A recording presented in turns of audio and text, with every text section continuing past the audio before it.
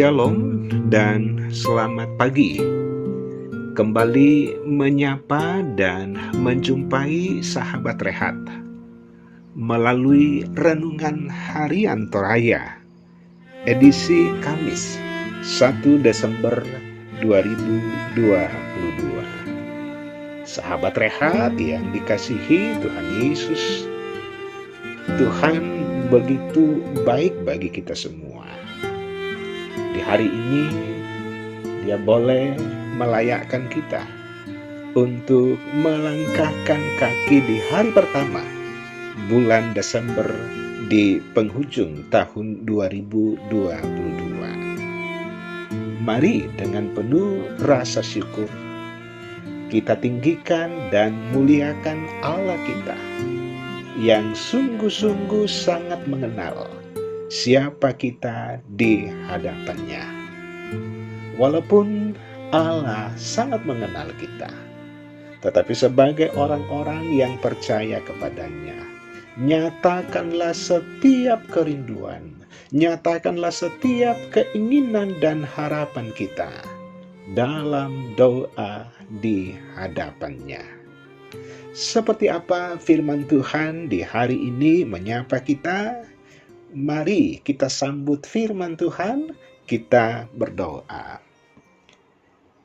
Bapa, di dalam nama Tuhan Yesus, terpujilah Engkau yang sudah mengasihi kami di hari ini dengan kasih yang tidak pernah berkurang.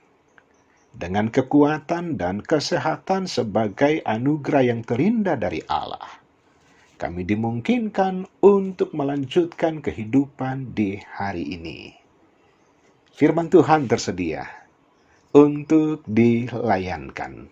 Dengan kuat kuasa Roh Kudus-Mu, kami semua bersukacita karena firman Tuhan.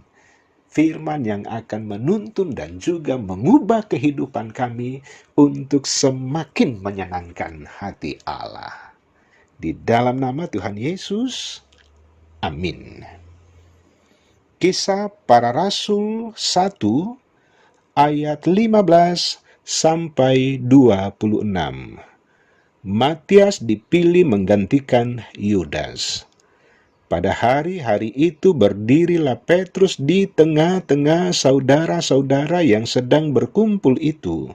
Kira-kira 120 orang banyaknya, lalu berkata, "Hai saudara-saudara, haruslah genap nas kitab suci yang disampaikan Roh Kudus dengan perantaraan Daud tentang Yudas, pemimpin orang-orang yang menangkap Yesus itu. Dahulu ia termasuk bilangan kami dan mengambil bagian di dalam pelayanan ini. Yudas ini telah membeli sebidang tanah dengan upah kejahatannya, lalu ia jatuh tertelungkup dan perutnya terbelah sehingga semua isi perutnya tertumpah keluar. Hal itu diketahui oleh semua penduduk Yerusalem, sehingga tanah itu mereka sebut dalam bahasa mereka sendiri Hakaldama, artinya tanah darah. Sebab ada tertulis dalam kitab Mazmur, biarlah perkemahannya menjadi sunyi, dan biarlah tidak ada penghuni di dalamnya, dan biarlah jabatannya diambil orang lain. Jadi harus ditambahkan kepada kami seorang dari mereka yang senantiasa datang berkumpul dengan kami selama Tuhan Yesus bersama-sama dengan kami, yaitu mulai dari baptisan Yohanes sampai hari Yesus terangkat ke sorga meninggalkan kami, untuk menjadi saksi dengan kami tentang kebangkitannya." Lalu mereka mengusulkan 2 orang, Yusuf yang disebut Barsabas dan yang juga bernama Yustus, dan Matias. Mereka semua berdoa dan berkata, "Ya Tuhan, Engkaulah yang mengenal hati semua orang, tunjukkanlah kiranya siapa yang Engkau pilih dari kedua orang ini untuk menerima jabatan pelayanan, yaitu kerasulan yang ditinggalkan Yudas yang telah jatuh ke tempat yang wajar baginya." Lalu mereka membuang undi bagi kedua orang itu, dan yang kena undi adalah Matias.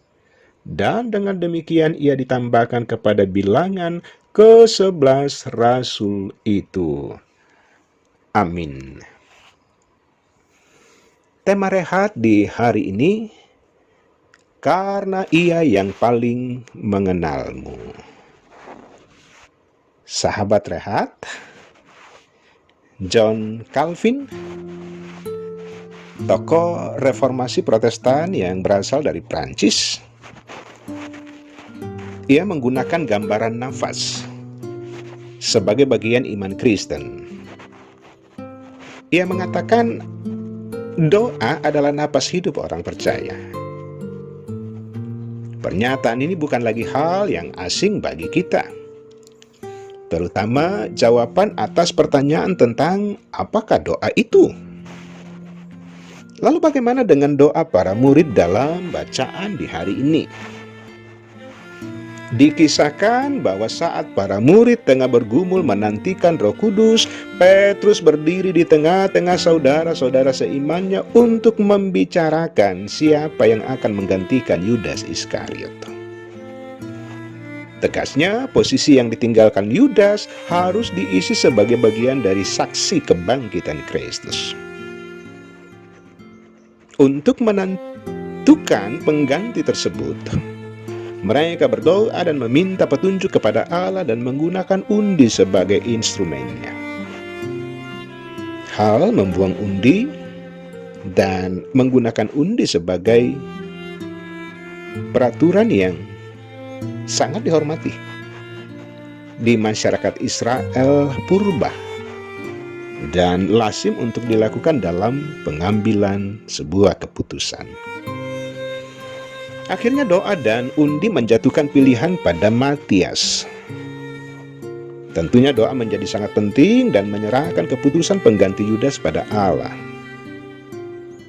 Keberserahan itu dibarengi dengan keyakinan bahwa Allah lah yang paling mengenal hati semua orang. Sahabat rehat, kerap kita mengungkapkan bahwa pastinya Tuhan mengetahui segala sesuatunya. Atau dalam bahasa Toraja ada ungkapan tang lana tandai raka puang. Sikap semacam ini tidak mencerminkan makna doa yang sesungguhnya. Tentu Allah begitu mengenal hati setiap orang. Tetapi ia juga mengingatkan agar kita semakin mendekatkan diri kepadanya di dalam doa. Harus ada tandanya dari setiap anak-anak Tuhan bahwa kita percaya, kita mengenal, kita berelasi dengan Allah. Doa membuat kita semakin intim dengan Allah dan jawaban atas pergumulan merupakan jawaban yang terbaik. Jangan mengharapkan jawaban yang terbaik sementara kita tidak pernah minta, kita tidak pernah berdoa kepada Tuhan. Karena itu Dialah yang paling mengenal hatimu. Pertanyaan bagi kita adalah apakah doa telah menjadi pusat dari kehidupan kita? Apakah menjadi kerinduan, kecintaan, menjadi warna kita hari ke hari yang namanya doa? Bahwa tanpa doa sesungguhnya iman kita sudah mati. Amin. Mari berdoa. Tuhan Yesus, terpujilah Engkau yang sudah melayakkan kami melalui kuat kuasa Roh Kudus-Mu untuk membaca, mendengar, dan merenungkan satu bagian firman Tuhan.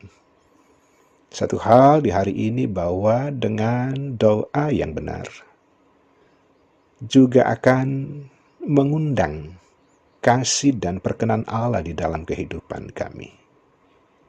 Ajari kami Bapa untuk senantiasa belajar dan terus belajar mengenal Allah, baik melalui firman-Mu, melalui doa-doa kami dari waktu ke waktu.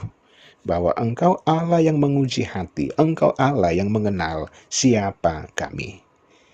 Bapa di sorga, di sepanjang hari ini Tuhanlah sumber kekuatan kami untuk kembali ke dalam kehidupan sehari-hari, kembali di dalam mengangkat tugas perantang jawab yang Allah sudah berikan.